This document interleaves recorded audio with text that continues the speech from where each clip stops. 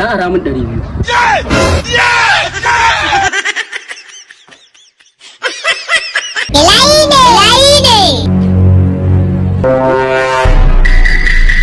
Salamu alaikum.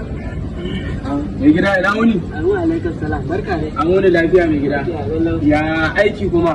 Na gashi muna zama. Yauwa mai gida na an ce kai kake kula da sashen wajajen nan ko? Barai kwani ne. Alhamdulillah. Aiki nake nema mai gida to ka taimaka ka ban. Rashin aikin nan fa shi yake sa matasa wasu na yan haura-hauran nan fa. To dan kan na je ni ma ne bannan nan na fara haura-hauran nan shi yasa na zo nake neman aiki. Kuma haka ne. Yauwa. Dan wallahi kai bugu wallahi ko ni bugun ya zan makare ban san ka ba.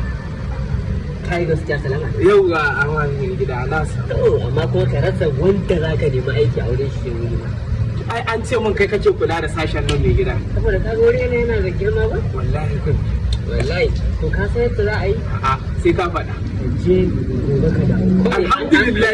Na samu ma aiki. Na samu aiki. Alhamdulillah. Ka je gobe sai kawai ka dawo ka fara aiki. Insha Allah mai gida sai na dawo gobe. Yawwa.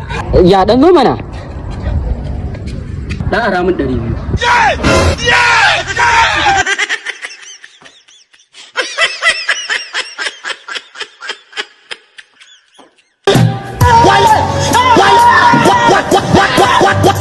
Are you running?